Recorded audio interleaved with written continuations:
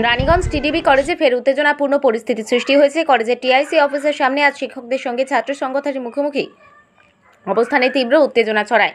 দুই পক্ষই একে অপরের বিরুদ্ধে গুরুতর অভিযোগ তোলে এবং তীব্র স্লোগান দেয়। তাদের দাবি, কলেজের পরিবেশ এখন আর শিক্ষকদের জন্য নিরাপদ নেই। ছাত্রদের তরফ থেকে মানসিক চাপে ফেলা এবং হুমকি দেওয়ার ঘটনা ক্রমাগত ঘটছে বলে অভিযোগ। কয়েকজন শিক্ষক জানান, প্রতিবাদ করলে ছাত্রদের তরফ থেকে শাস্তি হেনস্থার ঘটনাও ঘটছে, যা তাদের মনোবল ভেঙে দিচ্ছে। ছাত্রদের অভিযোগ, শিক্ষকরা সময় মতো ক্লাসে আসেন না, যার ফলে তাদের পড়াশোনায় প্রভাব পড়ছে। অনেক ছাত্র জানান, শিক্ষকদের অনিয়মিত উপস্থিতির কারণে তাদের পরীক্ষাও মিস হয়ে গেছে। অভিযোগ উঠেছে, যখন তারা এই বিষয়ে প্রতিবাদ করেন তখন শিক্ষকদের তরফ থেকেই তাদের সঙ্গে দুর্ব্যবহার এবং মারধরের অভিযোগ ঘটে। ঘটনা আরও উত্তপ্ত হয়ে ওঠে যখন শিক্ষক ও ছাত্র উভয় পক্ষ সরাসরি মুখোমুখি হয়ে যান এবং কথা কাটাকাটি থেকে ধাক্কাধাক্কি পর্যন্ত পৌঁছে যায়।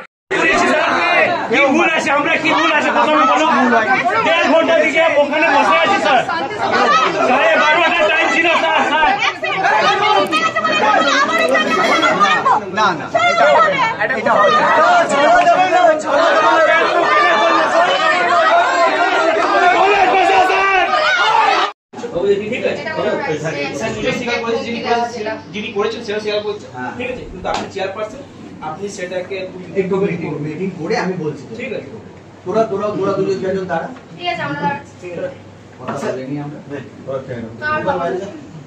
তরফ থেকে একটা বিক্ষোভ প্রদর্শন হচ্ছে, কি কি চ্যাটার ডিমান্ড হচ্ছে?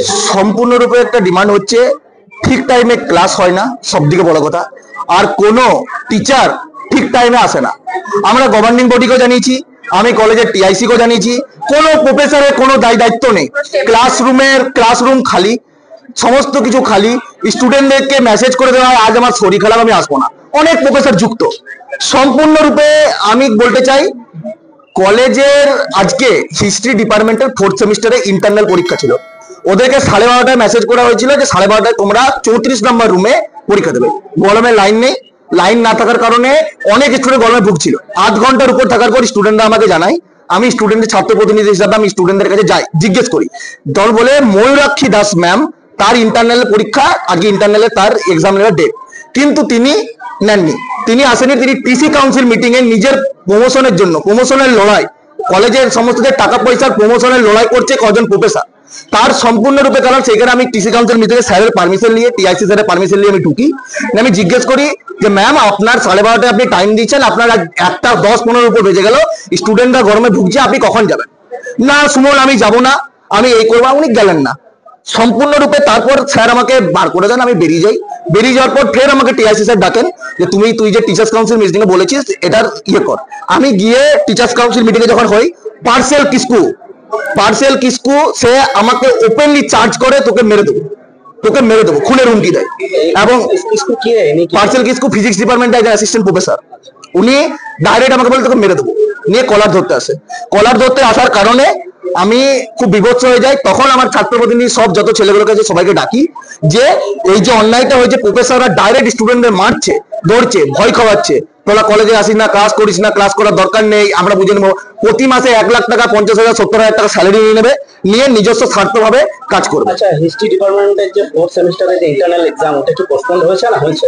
না, এখনো কোনো পোস্টপোন হয়নি। এখন আমরা ওইটা নিয়ে স্যারের সঙ্গে আলোচনাতে আছি। মানে যে টাইম সময়সূচি ছিল সেই সময়সূচিতে পরীক্ষা হয়নি। আমরা চাইছি যে কলেজে যারা প্রফেসর আছে, তারা যারা আমাকে চার্জ করতে আছে বা ছাত্রদেরকে মারতে, তারা ক্ষমা চাক নিঃস্বার্থভাবে। এবং যেসব প্রফেসররা ঠিক টাইমে ক্লাস করায় না, ছাত্র আন্দোলনে পুলিশ ডেকে ছাত্রদেরকে অ্যারেস্ট করায় টিআইসি, সেই দাবি আমরা আজকে রাখছি। যতক্ষণ না পর্যন্ত ঠিক টাইমে ক্লাস হয়, কলেজের অ্যাডমিনিস্ট্রেশন ঠিক টাইমে চলে, বা কলেজের নন টিচিংরা ঠিক টাইমে কাজ করে, ততক্ষণ না পর্যন্ত আমরা এই আন্দোলন থেকে উঠবো। টিআইসির সাথে কথা বলছি, টিআইসি এখনো পর্যন্ত কোনো সদুত্তর দেয়নি। যতক্ষণ সদুত্তর না দেয় ততক্ষণ পর্যন্ত আন্দোলন চলবে। সুমন গড়াই, টিডিবি কলেজ, তৃণমূল ছাত্র। প্রত্যেকদিন এত দূর থেকে স্টুডেন্টরা কলেজ আসছি নিয়মিত ক্লাস করার জন্য, কারণ আমাদের একটা নোটিশ দেওয়া হয়েছে যে 75% অ্যাটেন্ডেন্স না থাকলে কোনো পরীক্ষায় বসতে দেওয়া হবে না। আর এর কারণে আমরা প্রত্যেক টাইমে ক্লাসে বসে থাকি।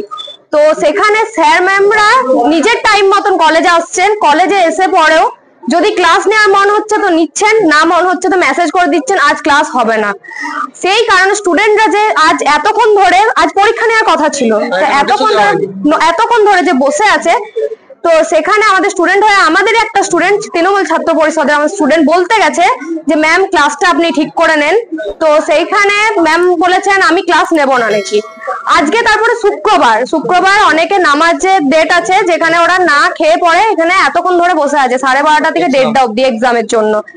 এত গরম, তারপর বাইরে এত রোদ। কি এক্সাম ছিল? আজকে হিস্ট্রি এক্সাম ছিল।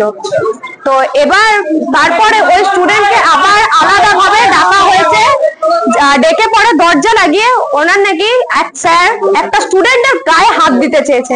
নাম জানেন? স্যারের নামটা হলো পার্থ কিসকু, পলিটিক্যাল সায়েন্স না, ফিজিক্স ডিপার্টমেন্ট। তো একটা আমরা বলতে চাইছি একটা স্টুডেন্টের গায়ে হাত দেওয়ার অধিকার কোনো স্যার নেই। স্টুডেন্ট হিসেবে বলছেন যে 75% অ্যাটেন্ডেন্স মানে একদম মাস্ট দরকার, কিন্তু এখানে যখন আপনারা আসছেন টিচাররাও এখানে প্রেজেন্ট হচ্ছে কিন্তু ক্লাস হচ্ছে না, যতটুকু আমরা জানতে পারছি। এটাও বলবো না যে সব ডিপার্টমেন্টে হচ্ছে না, তা না, কিছু কিছু ডিপার্টমেন্টে এরকম হচ্ছে। যেমন আজকে যেটা হলো হিস্ট্রি হলো, আদার্স স্যার মাঝে মাঝে আপনার ধরুন আদার্স যে ডিপার্টমেন্ট গুলো স্টুডেন্টরা আছে আমরা অতটা নাম ডিক্লেয়ার করছি না, কিন্তু আজ যেটা হলো আজকে নিয়ে যেটা জিনিস সেই জায়গাটাই আমরা তুলে ধরছি।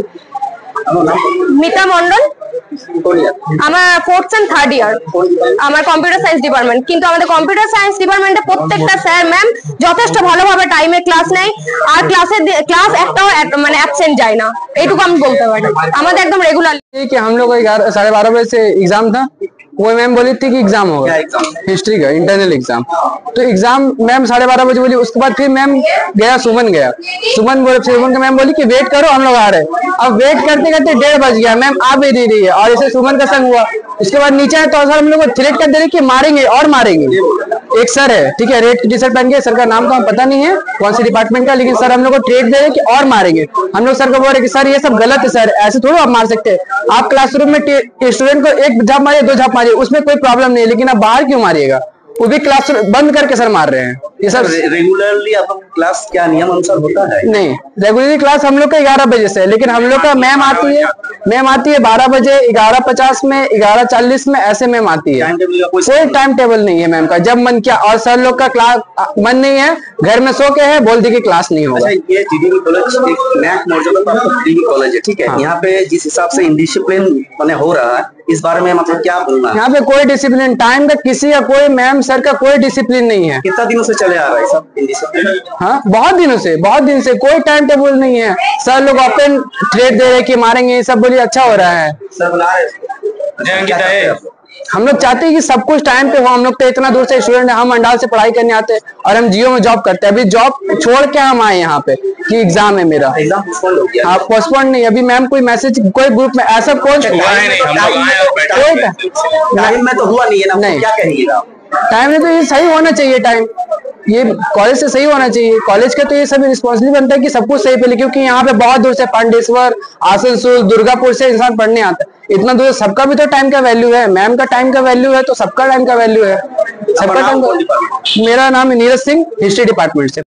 সব এত বড় একটা ঘটনা ঘটে গেল, এরকম ঘটনা মানে এই ছুটছাট ঘটনা এগুলো ঘটতেই থাকে কলেজের ভেতরে।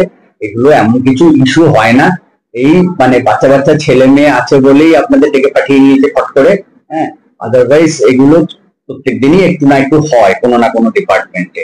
আজকে আমাদের একটা টিচার্স কাউন্সিলের একটা ইমার্জেন্ট মিটিং ছিল।